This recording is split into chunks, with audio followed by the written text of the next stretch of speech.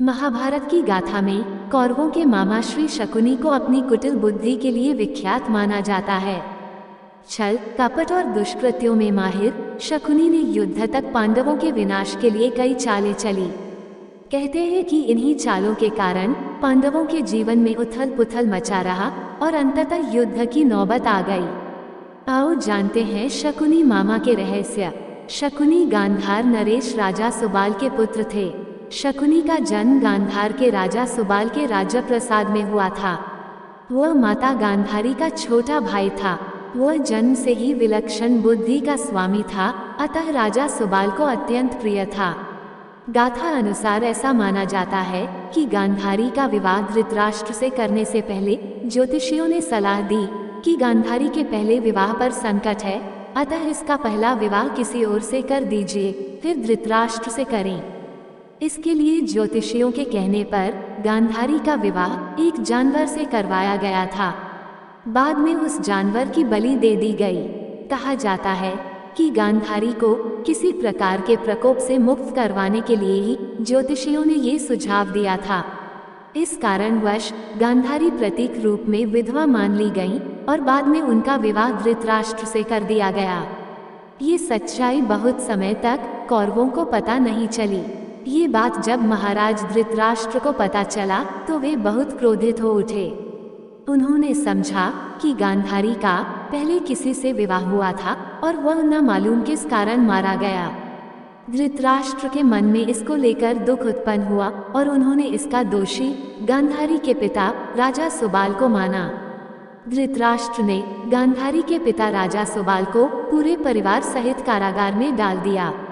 कारागार में उन्हें खाने के लिए केवल एक व्यक्ति का भोजन दिया जाता था। केवल एक व्यक्ति के भोजन से भला सभी का पेट कैसे भरता। ये पूरे परिवार को भूखे मार देने की साजिश थी। राजा सुबाल ने ये निर्णय लिया कि वह ये भोजन केवल उनके सबसे छोटे पुत्र को ही दिया जाए, ताकि उनके परिवार में से कोई तो जीवित बच सके। और वह छोटा पुत्र था शकुनी। एक एक करके सुबाल के सभी पुत्र मरने लगे। सब लोग अपने हिस्से का भोजन शकुनी को दे देते थे ताकि वह जीवित रहकर कौरवों का नाश कर सके। सुबाल ने अपने सबसे छोटे बेटे शकुनी को प्रतिशोध के लिए तैयार किया। मृत्यु से पहले सुबाल ने धृतराष्ट्र से शकुनी को छोड़ने की विनती की। शकुनी ने अपनी आंखों के सामने अपने परिवार का अंत होते हुए देखा था और अंत में शकुनी जिंदा बच गया। जब कौरवों में वरिष्ठ युवराज दुर्योधन ने ये देखा कि केवल शकुनी ही जीवित बचे हैं, तो उन्होंने पिता की आज्ञा से उसे क्षमा करते हुए अपने देश वापस लौट जाने या फिर हस्तिनापुर में ही रहकर अपना राज देखने को कहा। शकुनी ने हस्तिनापुर में रुकने का निर्णय लिया। कौरवों को छल व कपट की राह सिखाने वाले शकुनी उन्हें पांडवों का विनाश करने में पग पग पर मदद करते थे, लेकिन उनके मन में कौरवों के लिए केवल बदले की भावना थी। क्योंकि धृतराष्ट्र ने शकुनी के संपूर्ण परिवार को जेल में डाल दिया था और उनको बस मुट्ठी भर अनाज ही खाने को दिया जाता था। शकुनी ने अपने पूरे परिवार को जेल में भूख से अपनी आंखों के सामने खत्म होते हुए देखा था। आप सोच सकते हैं कि उसके मन में किसके लिए क्या होगा और वह किसके लिए क्या करेगा।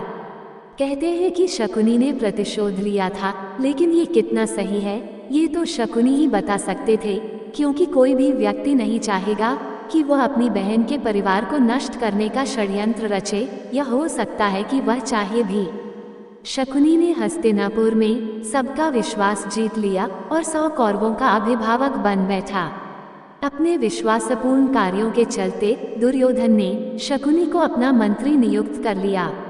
सर्वप्रथम उसने गांधारी व धृतराष्ट्र को अपने वश में करके धृतराष्ट्र के भाई पांडु के विरुद्ध षड्यंत्र रचने और राजसिंहासन पर धृतराष्ट्र का आधिपत्य जमाने को कहा।